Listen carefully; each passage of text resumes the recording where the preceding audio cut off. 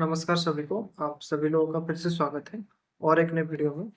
तो इस वीडियो में हम प्रथम रश्मि सुमित्रा नंदन पंत जी का जो कविता आपके सिलेबस में लगा हुआ है उसको हम पढ़ेंगे। उसकी जो भाव को समझेंगे, व्याख्या करेंगे।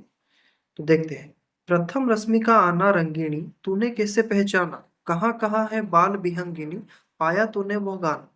सोई थी तू स्वप्न नीड़ में, पंखों के सुख में छिपकर, ऊँग रहे थे घूम द्वार पर, प्रहरी से जुगनू नाना। तो देखिए, प्रथम रश्मि का आना रंगीणी तूने कैसे पहचाना। यहाँ पे जो कवि है वो एक छोटी सी चिड़िया को बोलती है। को क्या बोलती है कि प्रथम रश्मि का आना रंगीणी, प्रथम रश्मि जो आ रहा है तुम कैसे पहचानते हो, तुम कैसे इतना जल्दी पहचान लेते हो। कहाँ कहाँ है बाल विहंगिनी, पाया तूने वो गाना। प्रथम रश्मि के आने से जो गाना तुम गाते हो वो तुमको सिखाता कौन है। कहाँ कहाँ है बाल विहंगिनी, बाल विहंगिनी मतलब छोटे छोटे जो चिड़िया है वो कैसे, वो जो गाना गाते हैं सूर्य उदय होने पर या फिर प्रथम रश्मि के आने पर, वो तुमने कहाँ से सीखा। सोई थी तू स्वप्न नीड़ में, पंखों के सुख में छिपकर।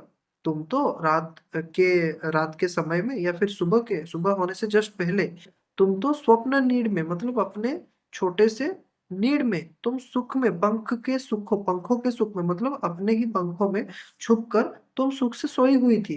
फिर अचानक तुमको कैसे जान पड़ता है कि रश्मि आ रहा है या फिर सूर्य उदय हो रहा है, सूर्य का रश्मि आ रहा है। ऊँग रहे थे घूम द्वार पर, प्रहरी से जुगनू नाना। तुम जब सोई रही थी या फिर सो रही थी उस समय, जब जब तक सूर्य उदय नहीं हो रहा था उस समय तक तो द्वार पर जुगनू नाना मतलब जुगनू जो होता है वो घूम रहा होता है। फिर अचानक से तुमको कैसे जान पड़ता है कि तुम अचानक से गाना गाने लगते हो या फिर स्वागत करते हो प्रथम रश्मि की अपने चहचहाट से, कैसे तुम जान लेते हो? ये कवि ने यहाँ पे वर्णन किया है। देखते हैं व्याख्या। इस कविता के पहले अंश में कवि सुमित्रा नंदन पंत एक नन्ही चिड़िया या फिर रंगिणी, रंगिणी मतलब नन्ही चिड़िया को बोला जाता है, को संबोधित करते हुए अपनी जिज्ञासा प्रकट करते कि तुम कैसे करते हो। वे पूछते हैं कि छोटी चिड़िया, तूने सूर्य की पहली किरण के आने का आभास कैसे किया, अचानक से कैसे कर लिया, जबकि वो अभी दिखाई भी नहीं दे रही थी। अभी तक उनकी प्रथम रश्मि मतलब सूर्य का प्रथम किरण जो दिखता नहीं है अचानक से। कभी इस बाल विहंगिनी से जानना चाहते हैं कि भौर का स्वागत करने वाला वो मधुर गीत कहाँ से तुमने सीखा। जो तुम प्रथम रश्मि के आने पर जो तुम स्वागत करते हो गाना गा के, वो तुम कहाँ से सीखते हो। उस समय चिड़िया अपने सपनों के घोंसलों में अपने ही कोमल पंखों की गर्माहट में सुख से सो रही होती है। फिर उनके घोंसलों के बाहर जुगनू किसी पहरेदार की तरह ऊँघते हुए इधर उधर घूम रहे होते हैं। ये पंक्तियां प्रकृति के उस सहज बोध को दर्शाती है जो केवल एक छोटे से जीव के पास है, क्योंकि ये काम सिर्फ एक छोटे से जीव या फिर पक्षी ही कर सकती है। आगे चलते हैं। शशि किरणों से उतर उतर कर भू पर कामरूप नभचर, चूम नबल कलियों का मृदु सुख सिखा रहे थे मुस्काना। शशि किरणों से उतर उतर, शशि किरण मतलब जो चंद्रमा, रात में जो चंद्रमा अपने किरणों प्रकट करती है फिर बिछाती है चारों ओर। शशि किरणों से उतर उतर कर मतलब शशि किरणों में भू पर काम रूप नभचर, भू पर काम रूप नभचर मतलब पक्षी के रूप में, पक्षी के रूप में या फिर कोई भी ऐसा जीव जो इच्छा अनुसार अपने आकृति को चेंज कर सकता है या फिर बदल सकता है। चूम नबल कलियों का मृदु सुख मतलब नबल कलियों, नबल कलियों मतलब जब कुछ ज्यादातर फूल ऐसे होते हैं जिनके कली सूर्योदय के बाद ही खिलते हैं। तो सिखा रहे थे मुस्काना, मुस्काना मतलब प्रस्फुटित होना। शशि किरणों से उतर उतर कर मतलब शशि किरणों, जब चंद्रमा अपनी किरणें बिछो रहे थे तभी ये जो जीव है नवल कलियों, नवल कलियों मतलब जो कली अभी प्रस्फुटित नहीं हुए हैं फूल, उनको प्रस्फुटित होना सिखा रहे थे। मतलब कैसे तुम स्वागत करोगे प्रथम रश्मि का, ये सिखा रहे थे।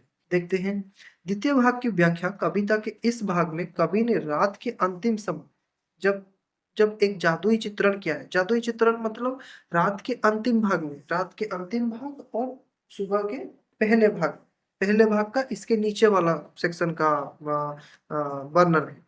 वे कहते हैं कि चंद्रमा के किरणों में, शशि के किरणों में, चंद्रमा के किरणों के सहारे, सहारे मतलब उसी किरणों में आकाश से कुछ कामरूप नवचर, कामरूप नवचर मैंने बोला था इच्छा अनुसार जो रूप बदलते हैं जो जीव धरती पर उतर आते हैं, भू पर उतरते हैं। वे रात के सन्नाटे में नई और कोमल कलियों, कोमल कलियों मतलब जो चंद्रमा के किरणों के समय, किरणें जब पड़ रही हैं, उसके समय पास जाकर उनके मुख को चूम रहे थे और उन्हें मुस्कुराना या फिर खिलना सिखा रहे थे। मुस्कुराना मतलब सिखा रहे थे, मुस्कुराना मतलब उनको खिलना सिखा रहे थे।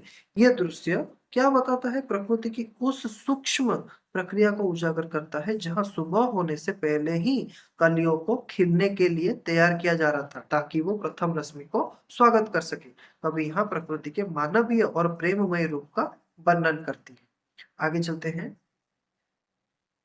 स्नेहहीन तारों के दीपक श्वास शून्य थे तरु के पार, विचर रहे थे स्वप्न अग्नि में, तम थे तम ने था मंडप ताना, पुक उठी सरसा तरु बासिनी, गा तू स्वागत का गाना, किसने तुझको अंतर्यामी। देखिए, तो स्नेहहीन तारों के दीपक श्वास शून्य थे तरु के पार। स्नेहहीन तारों के दीपक मतलब यहाँ पे आकाश के जो तारे हैं उनका वर्णन। ये किस समय का वर्णन है? जस्ट सुबह होने से जस्ट पहले, जब प्रथम रश्मि पड़ने ही वाली होती है, उस समय की वर्णन है। स्नेहहीन तारों के दीपक मतलब आकाश में जो तारे थे वो धीरे धीरे बुझ से जा रहे हैं।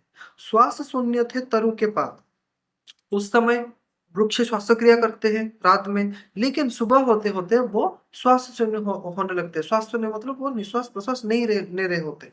तरु के पात मतलब तरु के पत्र जो होते, पत्ते होते। विचर रहे थे स्वप्न अग्नि में, तम तम ने था मंडप ताना। विचर रहे थे स्वप्न अग्नि में मतलब तम ने था मंडप ताना मतलब उस समय सारा जगत स्वप्न की अग्नि में, स्वप्न की कोल में, कोक में, गोद में विचर रहा था। तम ने था मंडप ताना। उस समय तक रात्रि की अंधकार, मंडप ताना मतलब रात्रि की अंधकार पूरा टोटल संसार को, पूरे संसार को छाए हुए रहती थी।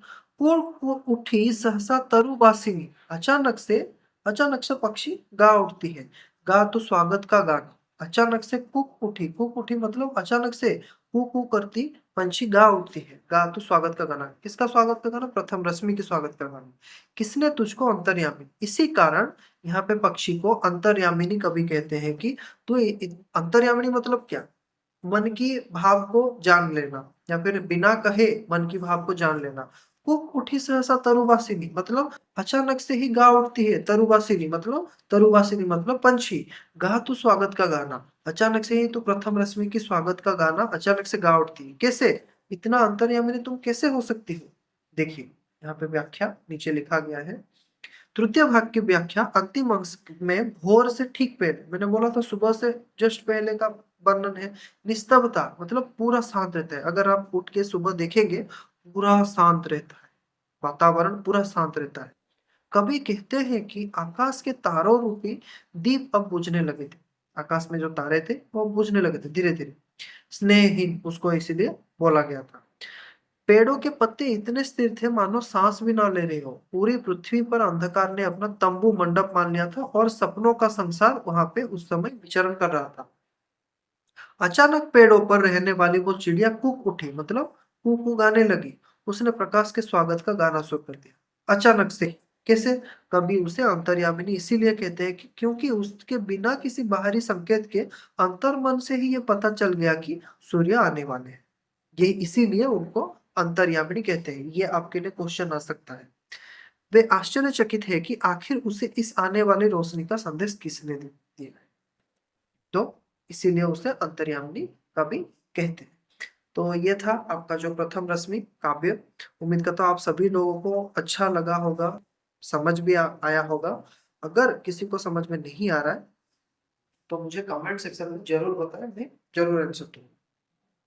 अच्छे से पढ़ते रहिए। इतने में रहता हूँ। धन्यवाद सभी।